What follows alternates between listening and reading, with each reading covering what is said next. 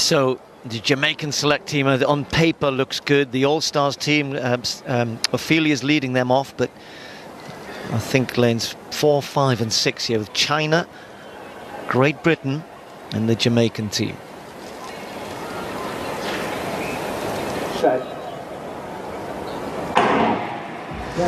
Decent start for Ashley Nelson. Don't forget Shelly and Fraser Pryce on the last leg. It's pretty even, you've got to say. Brazil and Australia started quickly. Let's look for the first handover. All pretty good, looks safe. A very good handover for Great Britain moving past Jamaica.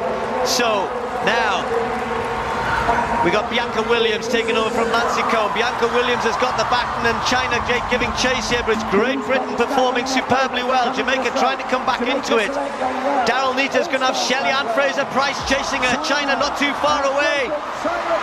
But can Britain hold on? Look at Shelly and Fraser Pryce like a steam train, express train, gets it on the line. 42.29. Well, the time will be irrelevant for the Jamaican select. She looks as though she's just been for a stroll in the park.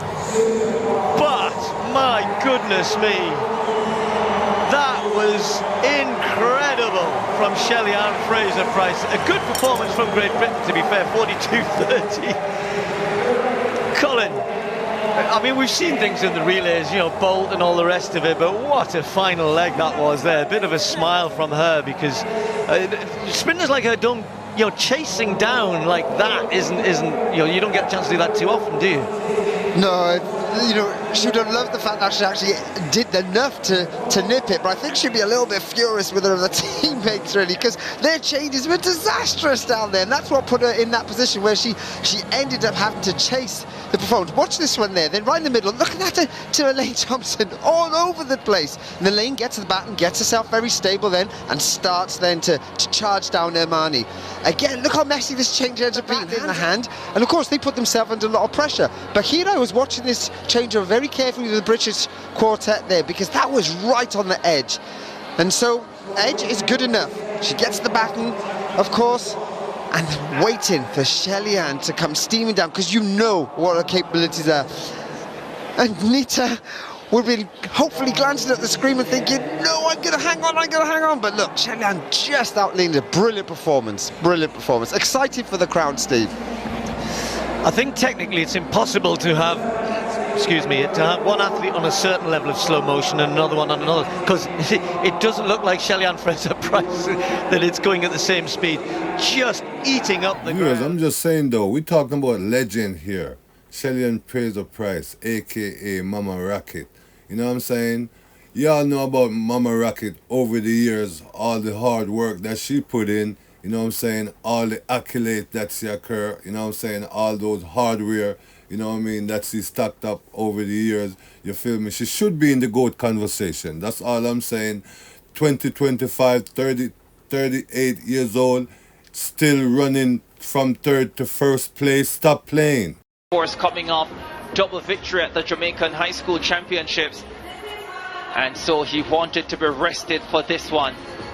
Has come down from the 4 hurdles and the 400 and the 200 after starting in class 3 in the 100 meters, has come back to those events with a plum. His times 10.21 last year, 20.53 this season. A double at the Jamaican High School Championships have marked him as a sprinter to watch. Was in the Big People's final at the Nationals last year with the big guns, and is showing that he deserves to be there. In the 200 meters, the second fastest in this field, the Grenadian Nazia John missed the 100 meters because of flight issues, made it for the 200. I wonder if he's a little bit tired from the flight delays, has looked sluggish in the early going in his races, and comes on down the stretch. 20.74 last year in the World Junior Championships in Nairobi, and at college in the States has come to represent his country in Kingston. Normally the jet lag doesn't hit you on the first day, Hubert. It's like the second and third days that you really start to feel that fatigue start to set in. So you could be right, jet lag. So Zachary Evans, he a medalist in the 100 meters, was in the long jump as well. Sees himself on the screen here and his friends, and They enjoy the moment. They're on center stage in Kingston. These fans, quiet and contemplative. 200 will shake them up in a few minutes. Of course, it's free to get into the bleachers, so if you're watching and you want to come down and get a piece of the action, there's still time. There's Sandre Davison, sub 21 man, ankle leg on the Jamaican 4x1 team that won gold in 39.15 last night. National Junior 100 champion last year. And I'm going to start off by saying congrats. New and improved look at the stadium, you feel me? And Naheem Mascal Becklis from the Bahamas, he seemed nervous in the race, you know what I mean? Also what?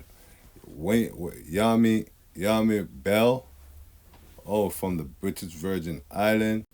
Brian Levin, Sanjay Davison, beast. 0.93 set by that very special one, Usain St. Leopold. There's the lineup. Amani Maskell Beckles of Barbados in 1. Jaden Reed, Cayman Islands in 2. Zion Campbell, Bahamas 3. Shaquem McKay, Trinidad and Tobago in 4. Brian Levell in 5. Sandre Davison, his Jamaican teammate in 6. Wanye Bell, British Virgin Islands in 7. And in lane 8, Nazia John of Grenada. over a critical area of track and field racing, the start. Now Maskell Beckles of Barbados needs to compose himself, get ready for battle. Set. Off this time. Nazia John flew out in lane number 8. Brian Levell is also running a brilliant curve, as his teammate Sandre Davison. The Bahamian Campbell going well on the inside. Levell in front. Davison chasing him. Jamaica with the 1-2. John gets bronze. Outside 21 seconds, which is really rare